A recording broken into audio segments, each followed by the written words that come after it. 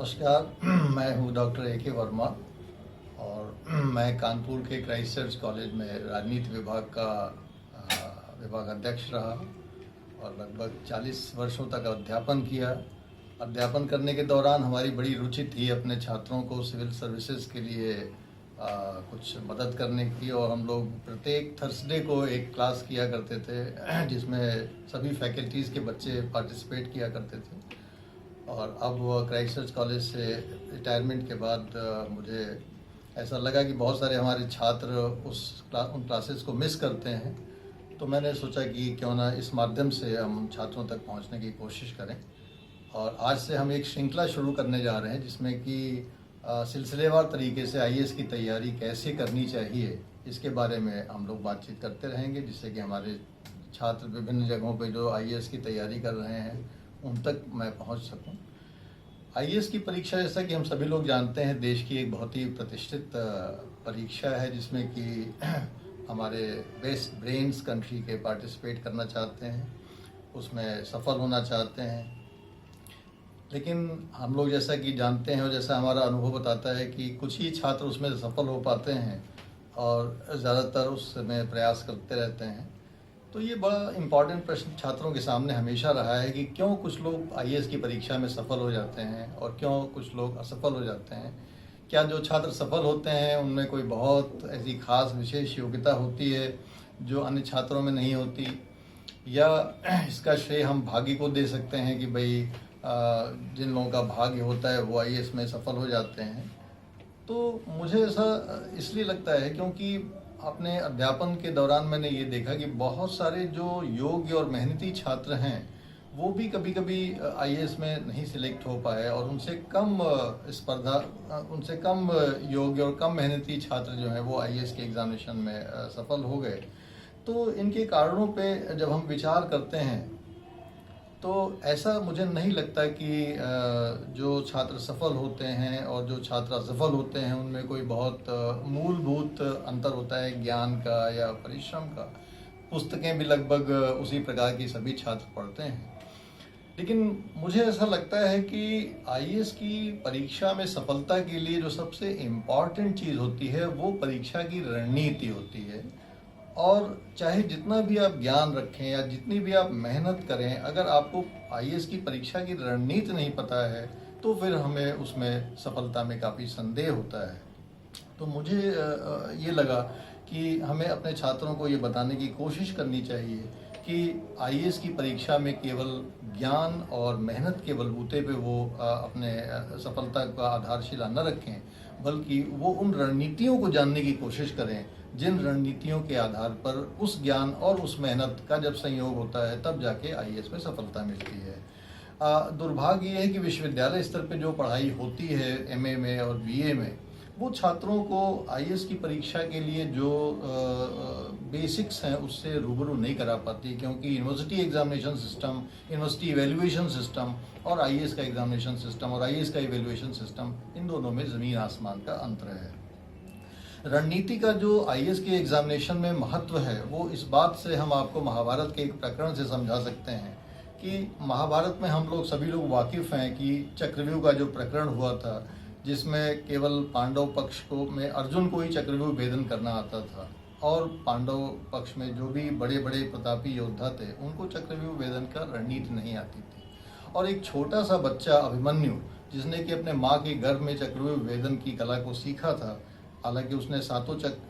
अंतिम चक्र के वेदन की कला में उसकी माँ को नींद आ गई, वो नहीं जान पाया था, लेकिन फिर भी हम देखते हैं कि महाभारत में केवल रणनीति के आधार पर छोटा बालक अभिमन्यु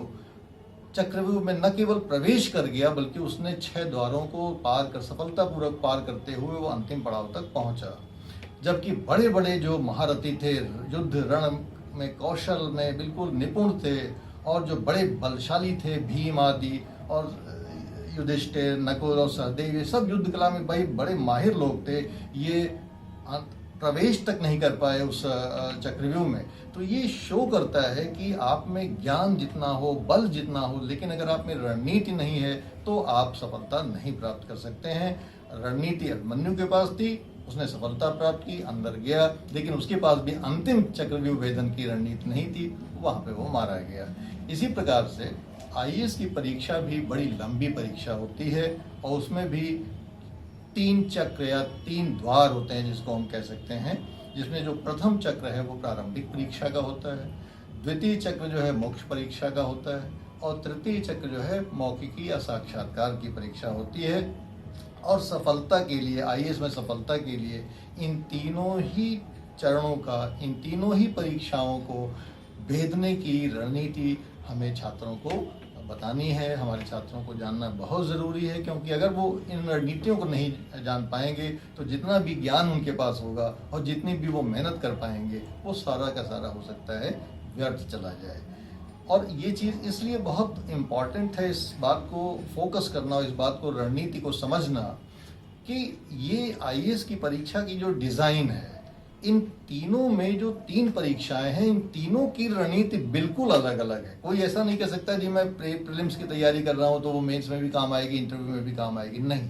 प्रीलिम्स की तैयारी की रणनीति बिल्कुल अलग होती है, मेंस में परीक्षा की तैयारी की रणनीति बिल्कुल अलग होती है, साक्षात्कार की बिल्कुल अलग होती है। उसका कारण ये है कि प्रारंभिक परीक्षा में, प्रीलिम्स की परीक्षा में ऑब्जेक्टिव किस्म के प्रश्न आते हैं, वस्तुनिष्ठ प्रकार के प्रश्न आते हैं और वस्तुनिष्ठ प्रकार के प्रश्नों को हल करने के लिए एक बिल्कुल नए तरह की, अलग तरह की पढ़ाई और अलग तरह की रणनीति का पालन करना पड़ता है। जब हम उसको क्रॉस करते हैं और प्रधान परीक्षा में आते हैं, मेन एग्जामिनेशन देने को आते हैं, तब हम देखते हैं कि उसमें वस्तुनिष्ठ का कोई काम नहीं होता और उसमें हम जो है एक लेखन शैली पे आधारित एक ऐसी हमारी स्किल की परीक्षा होती है, हमारी लेखनी की परीक्षा होती है। और अगर उस हमको लिखने नहीं आता है तो फिर आईएएस की परीक्षा में कितना भी योग्य विद्यार्थी होने के बावजूद, कितना भी ज्ञान रखने के बावजूद, कितना भी मेहनत करने के बावजूद, अगर लिखने की कला से हम वाकिफ नहीं है कि क्या लिखा जाए, कुछ भी नहीं लिखा जा सकता। आईएएस की परीक्षा में क्वांटिटेटिव वहाँ पे प्रेजेंटेशन नहीं चाहिए होता है, बड़े सीमित शब्दों में उत्तर देने होते हैं और उस उत्तर की एक संरचना होती है कि वो उत्तर किस प्रकार से जो है दिया जाए। तो इस तरीके से आईएएस में जो द्वितीय चरण है, मेन एग्जामिनेशन है, वो बहुत इम्पॉर्टेंट है कि उसमें, लेकिन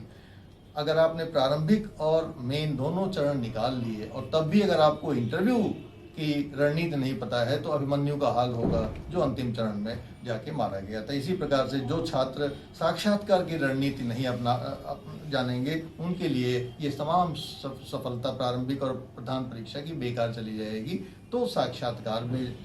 आपको वाक्पटुता और विचारों के स्पष्ट प्रकटीकरण कैसे किया जाए, ये सब चीज़ें जानना जरूरी है। वो एक प्रकार का छोटा सा ड्रामा होता है इंटरव्यू के दौरान, जो कि जिसमें बहुत सारे प्रश्न ऐसे पूछे जाते हैं जो कि आपको उत्तेजित करने वाले हो सकते हैं। तो आपको सारी रणनीति को समझना होगा कि प्रश्न पूछने के पीछे का मनोविज्ञान क्या है। आपकी ज्ञान की परीक्षा तो हो ही चुकी है, लेकिन इंटरव्यू में आपसे क्या वो चाहते क्या हैं, तो इंटरव्यू की रणनीति बिल्कुल अलग होती है। तो छात्रों को ये समझना होगा, बहुत ज़रूरी है कि हमको एक सांगोपांग रणनीति बनानी पड़ेगी आईएएस से निपटने के लिए। और ये हमें नहीं सोचना चाहिए कि अच्छा पहले प्रारंभिक परीक्षा में बैठते हैं, फिर उसमें सफल हो जाएंगे तो मेंस की तैयारी करेंगे और मेंस में अगर सफल हुए तो इंटरव्यू। नहीं, आपको डे 1 से, पहले दिन से ही आपको ये प्रयास करना होगा कि आईएएस के बारे में एक इंटीग्रेटेड अप्रोच लेके, एक समन्वित अप्रोच लेके आप चलें, जिससे कि प्रधान परीक्षा, साक्षात्कार और जो प्रीलिम्स की प्रारंभिक परीक्षा है, इन तीनों की रणनीतियों को एक साथ आपको लागू करके आगे बढ़ना होगा। तो मेरी इस श्रृंखला में ये जो हम लोग आज से शुरू करने जा रहे हैं या शुरू कर रहे हैं, इसमें हम आपका 2 तरह से मार्गदर्शन करना चाहेंगे अपने छात्रों का। पहला तो हमारी रणनीति ये होगी कि आईएएस की जो टोटल परीक्षा है उसके बारे में एक सांगोपांग, होलिस्टिक जो अप्रोच होता है वो हम आपको बताने की कोशिश करेंगे कि आईएएस में सफलता के लिए कैसे एक हम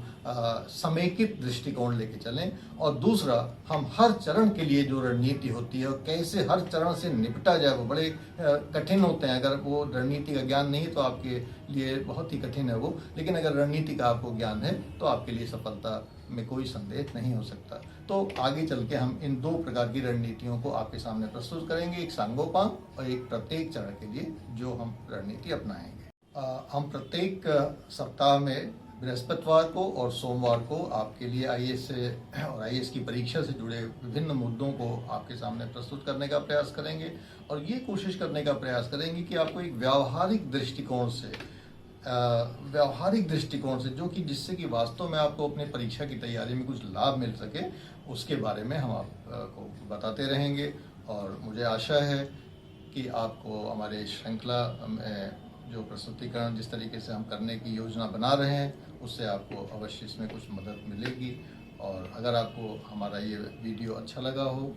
अगर आपको ये पसंद आया हो, तो आप हमारे चैनल को सब्सक्राइब करें। और आप इसमें कोई अपने सुझाव देने की कोशिश अगर करेंगे तो हमें बहुत अच्छा लगेगा, क्योंकि हम एकदम प्रारंभिक चरण में हैं और आपके सुझाव अगर आएंगे तो उसको इसी प्रारंभिक चरण से ही हम लागू करने में सफल हो सके। तो हो सकता है कि आपको और अच्छा जाए। इसलिए मैं आप सभी का ध्यान इस बारे में आकर्षित करना चाहता हूँ कि हमारे चैनल को सब्सक्राइब भी करें और अपने सुझाव भी ज़रूर दें। बहुत बहुत धन्यवाद। नमस्कार।